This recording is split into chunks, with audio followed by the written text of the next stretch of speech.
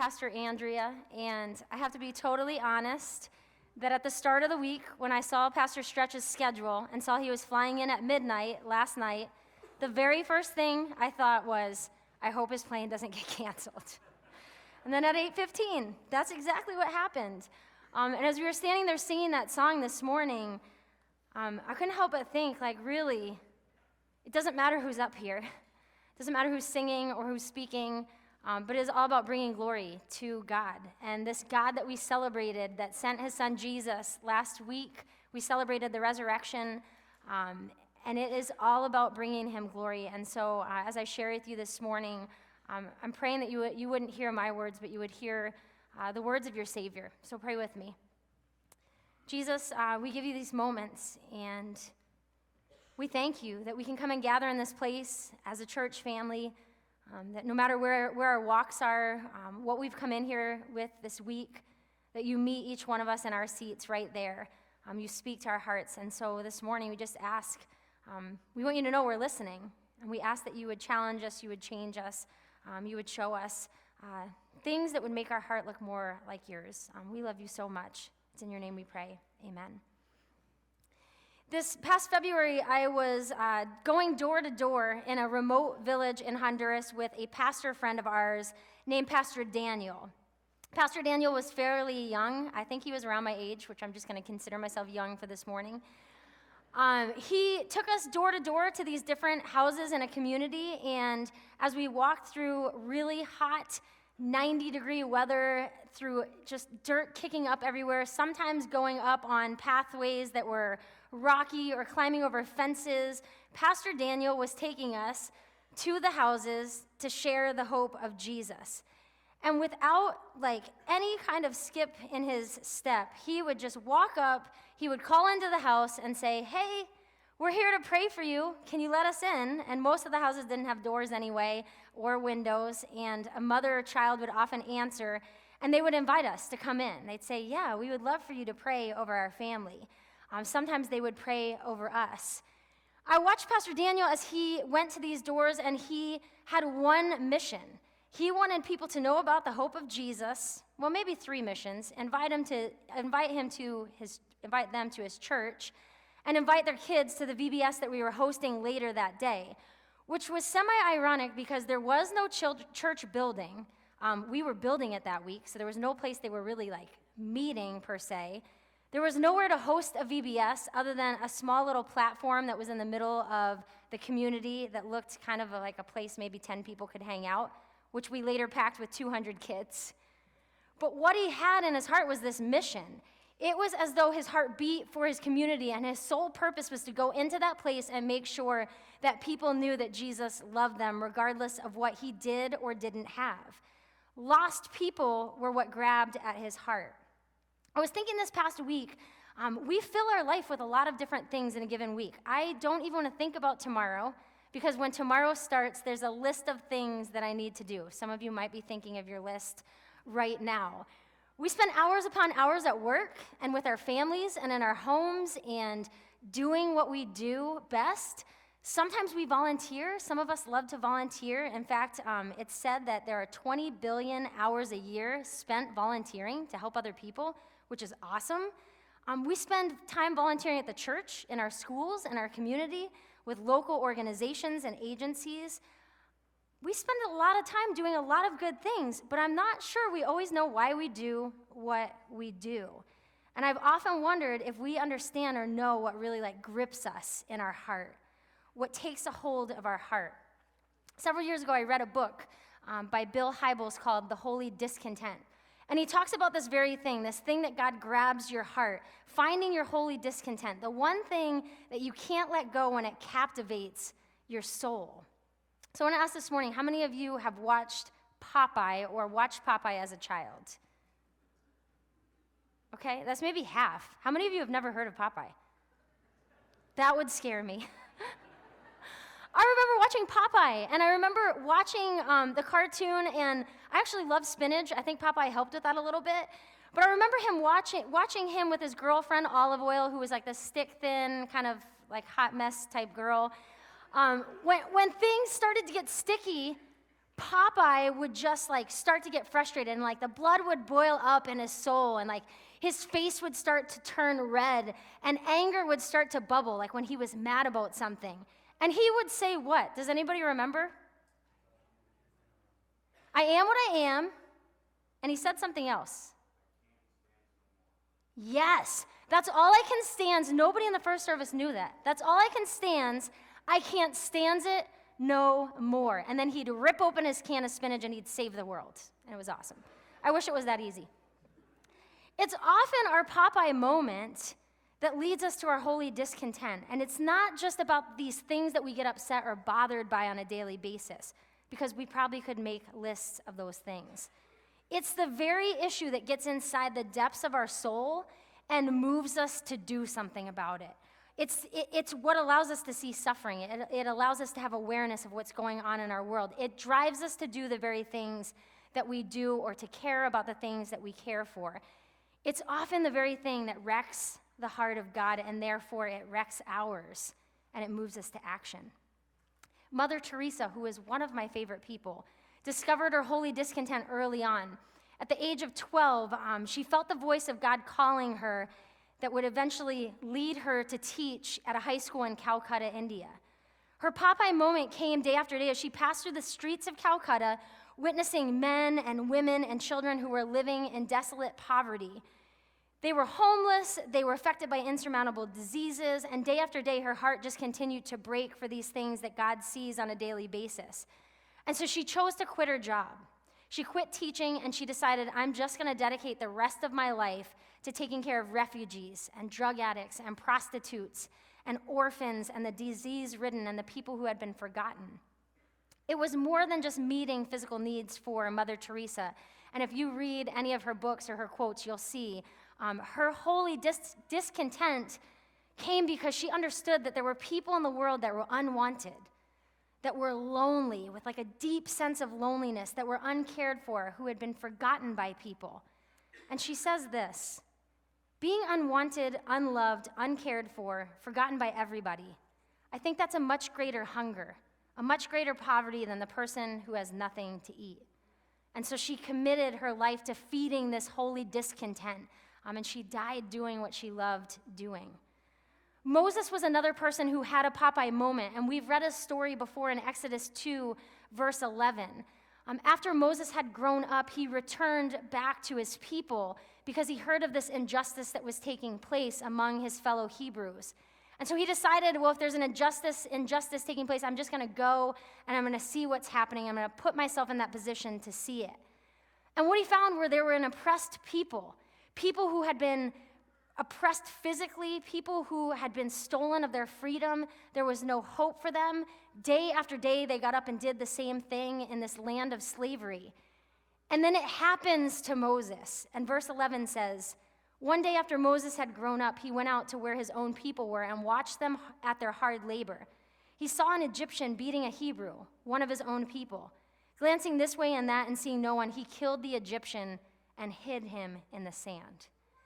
I picture Moses walking into this situation, and he is so ticked off by the injustice that he sees that he just snaps.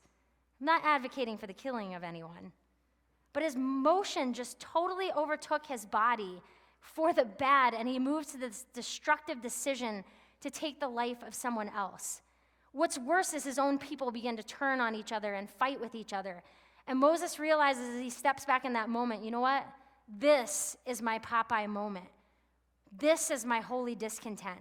Watching people suffer from injustice, this is what makes my blood boil, and I need to figure out a way to do something about it. Your holy discontent is the very thing that grabs your heart. It's the thing that won't let go until you do something about it. It's the thing that God breaks your heart for. It's having passion, being compassionate with the injustice around you. Several weeks ago, you'll remember Pastor Stretch was up here flipping tables, talking about Jesus in the temple. I'm sure you remember the table being flipped. I want to read to you that passage again this morning, coming from Matthew 21, because I think it paints the best picture of Jesus and what happens to Jesus when he sees injustice, beginning with verse 12 of chapter 21 in Matthew. Jesus entered the temple area and drove out all who were buying and selling there. He overturned the tables of the money changers and the benches of those selling doves. It is written, he said to them, my house will be called a house of prayer, but you're making it a den of robbers. The blind and the lame came to him at the temple, and he healed them. But when the chief priests and the teachers of the law saw the wonderful things he did and the children shouting in the temple area, Hosanna to the Son of David, they were indignant. Do you hear what these children are saying? They asked him. Yes, replied Jesus. Have you never read, from the lips of children and infants you have ordained praise? And he left them and went out of the city to Bethany, where he spent the night. We kind of looked at the second half of that passage a couple weeks ago, but it's the first half that I want you just to key into. Jesus, when he came into the temple, at first glance, it sort of looks like, and I think the first few times I heard that story, I was like, I guess Jesus doesn't want us to sell things in the church. Youth fundraising kills that concept. So Jesus wasn't so mad about people selling things in the church as much as he was that the people were taking advantage of people who were poor and who had been oppressed.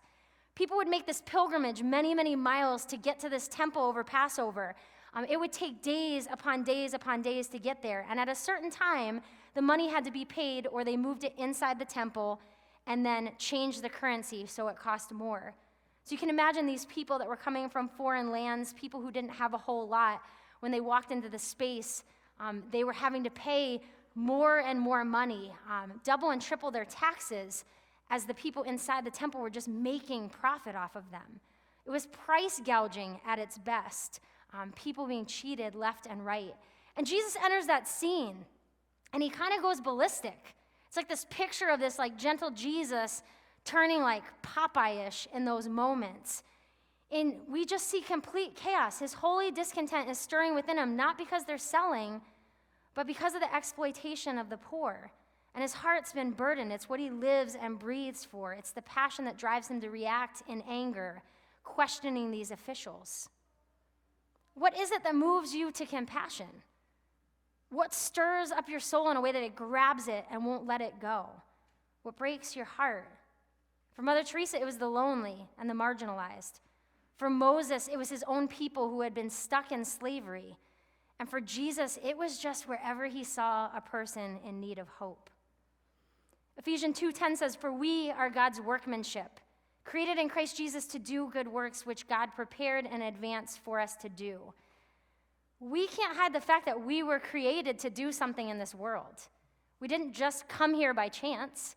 God created and handcrafted each one of us for a purpose, and he's asked us to do something in his kingdom. And he's not okay with us living mundane, mediocre lives. He wants us to live in this constant awareness of the things that wreck and break his own heart. And then he wants us to act on that. That's why he allows these Popeye moments. I've had several Popeye moments in my life. First time was in the Dominican Republic at 21 years of age. My dad had taken me on my very first mission trip. It rocked me in every way possible, and I decided I wanted to take my first youth group, my first year of youth ministry, back to that place, which was crazy. That became a reality when we took 25 of us, and it just became this amazing, incredible opportunity. One of the things that gripped my heart on that trip was the city dump. What we saw there is still forever etched in my mind. I can see it as though I were there yesterday, and that happened a while ago. We pulled up our truck to drop off our trash to the dump, which was from our work site, with a bunch of teens in the back of the truck. And as soon as we pulled in, we just saw massive amounts of people living in the garbage. They were scouring through our stuff. I mean, as soon as the truck parked, they were on top of our truck taking in our garbage, trying to salvage whatever they could to make homes out of it inside the dump. There were kids Baruch's age walking around, picking up pieces, building things with their family. There were elderly coming alongside of their own grown children, building places to live inside this dump. We sat in silence in that truck on the way home. Put teenagers in that situation with adults that haven't been in that situation, it's not a lot of conversation. We got back later that night, and we were sitting among our team, and we were having our devotionals, and I just found myself sobbing. I could not reconcile what I had saw with the way that I was living. Couldn't do it in my head. And in that moment, I felt that God was beginning to stir something up in my soul, like stirring and stirring and stirring in a way that I didn't even know what he was going to do with it. That day, I discovered one of my holy discontents, one that's continued over these years, that's continued to bring me back and continued to get me talking over and over about these places like Honduras that I've gone, that I've come to love, as I've spent time in orphanages or spent time with teen girls who have been abused or ministered to the poor. It's my holy discontent. I remember the second time that I had a Popeye moment. I was about 4 years into ministry, youth ministry. I'd been at my church, my very first church, and one of my kids was up here at ENC, and she messaged me on Facebook and said, "Hey, can you send me some pictures from our events from the last 4 years?" I was like, "Yeah, I can do that. We've done all sorts of things." And so I start combing through these pictures and finding retreats and finding camps and trips and crazy things that we've done as a youth ministry. And then I start to scroll through the pictures of people, teenagers who had come in and out of our youth ministry, teenagers who we had poured our life into, but had walked away from the church, teenagers who we had shared and talked about the hope of Jesus, like nonstop, but in the end had made a different decision for their life, teenagers who had come from families that were crazy family situations, who couldn't seem to dig their way out of that. And I sat there at my computer sobbing over the faces of these teens who were still walking without Christ. And I began to think, it's one of my holy discontents. I want to see lost teenagers who do not know the hope of Jesus come to know him. It grips my heart. It's what wakes me up in the middle of the night. It's why I do my job. It's what causes me to call out to God. Hybel says in his book, "You know what your holy discontent is. It will be kicking and screaming inside of you. It will bring you to tears. It will break your heart. It will capture everything inside of you. You'll know because it stirs up so much tension inside your heart that you have no other choice but to jump into the game." It's not just about finding things that bug us or jumping in at the latest volunteer opportunity. It's actually stumbling on to the very things that break the heart of Jesus and doing something about it. And we live in a world that breeds those things. Do I care about what God cares about? It's a question I've been asking. Am I wrecked by the things that wreck his heart? I find myself praying God, show me your holy discontents in this world. Give me Popeye moments. And those are gutsy prayers to pray because once you begin to pray them, you start to see them. And then you're required to do something with them. We can't just see them and sit still. Some of you might know the singer and songwriter Bono from U2. His name is not U2. His music is amazing, and if you listen to it, there's actually a lot of spiritual undertones in his music.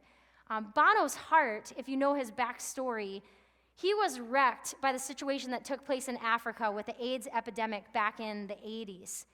Back in the 80s, he had heard of this devastation, and he decided that he was just going to go, and he was going to position himself in this place, and he was going to see firsthand what was happening, and he was going to be a part of it. And so he and his wife went to Ethiopia to work with the organization World Vision, and because of his platform, he was able to do some pretty amazing things. But he says in his interview, "It was something I would never forget. I, like many others that have experienced the crisis in Africa, ask, how can this be in a world of plenty? I know that this is the way the world is, but it's not the way the world has to be. We have to overthrow the world." And I was thinking about that, we don't have to overthrow the world by ourselves. Christ is overthrowing that world. He has overcome, and he invites us to be a part of that mission and casting that vision. That Popeye moment that was planted in Bono's heart would grow to be his holy discontent and cause him to start the One campaign, which reaches out to people with the AIDS epidemic. Over 2.4 million people committed to being on board to raise awareness because he positioned himself in a place where his heart could be broken. So what is it for you? What's that one thing that you're maybe even thinking about in your mind right now that grabs you and will not let you go? There's a passage found in Matthew 9, and it's Jesus doing what Jesus does best. It says Jesus went through all the towns and villages, teaching in their synagogues, not just teaching, not just preaching. He was preaching the good news of the kingdom and healing every disease and sickness. But when he saw the crowds, he had compassion on them because they were harassed and they were helpless like sheep without a shepherd. Just at the sight of the marginalized, just at the sight of those who were struggling to find hope, Jesus stopped and he got eye to eye with them. And he wanted them to understand that there was hope in the midst of brokenness. That was his passion. It's what he did best. So last week, during the Easter week, and some of you know my story, I preached on Thursday night in here, on Monday, Thursday, about suffering, and about how we have to enter into people's suffering, and how it's not fun to enter into people's suffering. And then literally 12 hours later, I found myself in one of the craziest situations at the Wollaston Tea. Nate and I had decided to take our son Baruch and our two young nieces, 7 and 3, into Boston for the day. We were just going to kind of hang out and do things because it's fun in Boston. And we had just come up the escalator. I had the 3 little ones, and Nate was dragging the stroller up the stairs at Wally. And when I got to the top of the platform, I looked out, and I saw like 1 or 2 people standing up there. There weren't a lot of people. But then I looked off to my left, and I saw a woman down in the tracks of the T. And I was like, did she drop something? Like, I turned to Nate, I was like, he got to the top, I was like, there's a woman in the tracks over there. And he's like, what? And so we start to walk closer, and it's very clear and very apparent she is down there for a reason. And Nate said, I'm going to get help. And I turned around, and Will Zargis was there with his girlfriend by the grace of God. And I literally threw these 3 young kids at Will and his girlfriend Gianna. And I said, you guys, you have to watch these kids. And I went over to this lady, and she was, walking and contemplating. And I just bent down by the side of it and began to talk to her. And I panicked. Like, it was a terrible pastor panic moment. Like, I should know what I'm supposed to say to you. And I said, ma'am, you have to come out of there. Like, you've got to come up. You have to come up to where I am. Please come up with me, like where I am. Please come talk to me. I want to talk to you. What happened? Please come talk to me. And she just kept shaking her head. And I said, your life has value. Your life has meaning. Like, you're worth something. Please come up and talk to me. And then she just sat on the ground, like sat Indian style on the tracks. And I didn't know what to do. And by then, Nate had made his way up with this older gentleman that was working, who was probably around 70, who shakingly got down into the tracks with this woman. And thankfully, by the grace of God, the third rail had been shut off because she stepped on it. And he got right up next to her, and he got right up in her face. And he said, ma'am, what is going on? Tell me, talk to me. Why are you down here? And I watched as this older gentleman, like, just entered this lady's world. She had a cigarette in her hand. He had a lighter. He said, let me light your cigarette for you. And he began to talk to her. And you could see, like, her position kind of relaxed for a minute. And then he tried to move her up to the track, up off the track. And she immediately, like, tensed up, and she started to climb over the fence that was there to get over into the commuter rail, which I don't believe had been shut off. And he grabbed her and held her, and you could just see him, like, holding on with all might while we're over on the side. I'm sobbing, praying for this woman. Our kids are with our teens. I'm like, this is the world we live in. And I couldn't help but think, as I saw this lady who had zero hope in her eyes, and who was later handcuffed by the cops that all showed up and took her off the tee, because that was the only way to get her out, as she walked by my family, thinking about her story, and thinking about the fact that, like, she represents a lot of people in our world. This man that was standing next to me, he says, what's wrong with her? And I just looked at him, I said, she's, like, really sad. She's, like, really sad. And the past few days, like, I tried to forget about that, because that's a pretty traumatic thing to watch happen or be a part of. I tried to forget the hopelessness, the desperation, the loneliness that I knew had taken her to that point anyway. And the truth is, like, that was a Popeye moment for me. It was a moment where God started to stir something up in my heart. And I don't know that we can pretend that those things don't happen, because if we believe Ephesians 2:10 is real and legit, we're God's masterpiece. Each one of us, not just the people here that sit in Wally, but the people we work with, our neighbors, the people at the T, We were created to do something awesome for God's kingdom because he loves us and he sees value in us. Maybe you don't know what yours is, your holy discontent. Or maybe you haven't had a Popeye moment. I think a lot of us have. If you haven't, let's start praying that prayer. God would show you your Popeye moment, and you'd start to position yourself into those places where you can see from his perspective. Jesus was all about that. He was all about getting eye level to the hurt in our world and bringing hope. Maybe your heart breaks for certain things, and you've just got to get closer to those things. Maybe you've discovered what your one thing is, and you're trying to figure out, like, how do I feed it? Bible says real living is going to rock your world when you begin to share space with your holy discontent. Take a risk, live passionately, live fearlessly, embrace the things that wreck your heart. I actually thought several times this week, man, I talk a lot about my trips and about what God has done in my life on those trips. And I thought, probably people aren't going to want to hear this morning again about my trip or about Honduras or about like these mission opportunities. But God has like stirred something up in my soul, like stirred it and not stopped stirring it. And last week I thought about, like, we're up here and we're baptizing people in this pool on Resurrection Sunday. And it's so awesome to watch. It's awesome to hear the stories of like God coming in, taking lives and reworking them and like doing something epic with them. And then we get to be a part of this. But when Christ comes into our life, like, he doesn't stop. He keeps stirring things up. He keeps changing us. There's a verse that's found in Romans 8:15 through 17. I want to read the Message version to you, talking about the resurrection life. This resurrection life you receive from God is not a timid, grave-tending life. It's adventurously expectant. Greeting God with a child, "What's next, Papa?" God's Spirit touches our spirits and it confirms who we really are. We know who he is and who we are, father and children. We know that we're going to get what's coming to us, an unbelievable inheritance. But we go through exactly what Christ goes through. And if we go through the hard times with him, then we're certainly going to go through the good times with him as well. I love that concept. Jesus comes into our life, and this resurrection life that we've been a part of, this life that so many of us, this room, Jesus has changed and molded our hearts, it's not a grave-tending life. It's not one where we just get to sit somewhere and do nothing. It's something that like stirs us up every single day to the point where we get and say to our Lord, we're expectant of what you're going to do today. You know, I was thinking about the things that God has stirred in my heart and those things that I've experienced and been able to be a part of.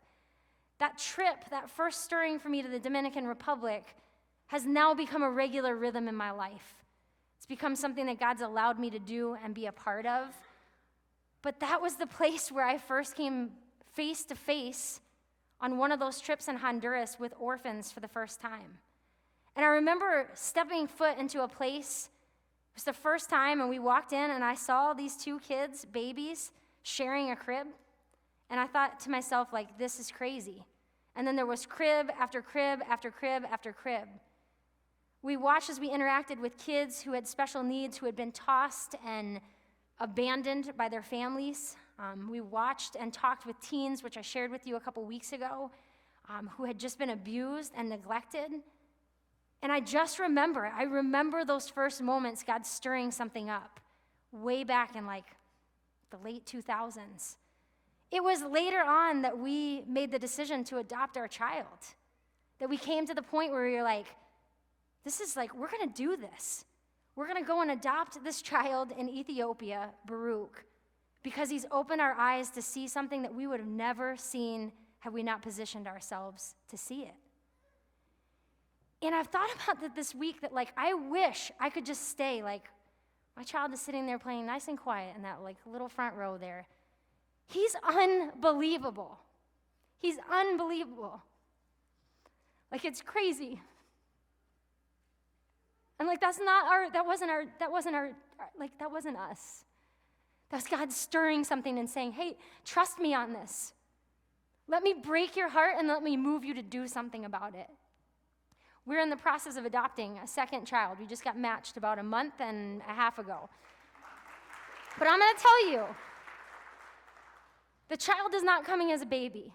So I'm just going to be really personal with you. I'm like scared out of my mind. So for the last couple months, I keep thinking about that. She's going to come at 3. It's going to be about a year. She's a year and 8 months. She's wicked cute, and you guys are going to love her. But I think every day I get up, I think, oh my word, are we doing the right thing? Like, are we really doing the right thing? I want to believe we are. Because when I look at Brooke, it reminds me, like, God doesn't just break your heart to just break it. He does it because he wants us to be a part of this kingdom work. And, like, he is in the business of restoring stuff, of bringing life to the lifeless, of bringing hope to people that are at the T station, stuck in the tracks with no way out. And he doesn't just sit there, he invites us. He says, hey, what are you doing today? Come see this with me. I want you to be a part of this greater thing. Our teens, I hope you guys are praying for our teens. They're walking into those Popeye moments this summer, come August 11th. They will be walking into those places. They've chosen to position themselves in places that they can't even imagine other than the stories I've told. And God is going to change us when we position ourselves to see that. His kingdom is unfolding. His kingdom is unfolding right here at Wally. His kingdom is unfolding on this campus of Eastern Nazarene College where there are students looking for the hope of Jesus. It's unfolding in your workplaces. It's unfolding on Bromfield where we live. It's unfolding in all the places, and if we position ourselves there and allow him to break us, he will show us so many amazing and great things. So this morning, as you sit there and maybe think about where you're at or maybe what God has been calling you to do, I ran across a song this week that I want to play for you.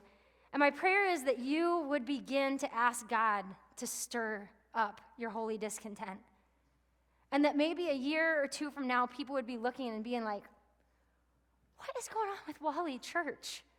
And we would just say, we're just people who like let our hearts get broken all the time. It's really fun. You should join us. Epic kingdom work. God invites us to that. You're invited to that this morning. And as you hear the words of this song, I hope you'll realize you were made for so much more than what you can imagine.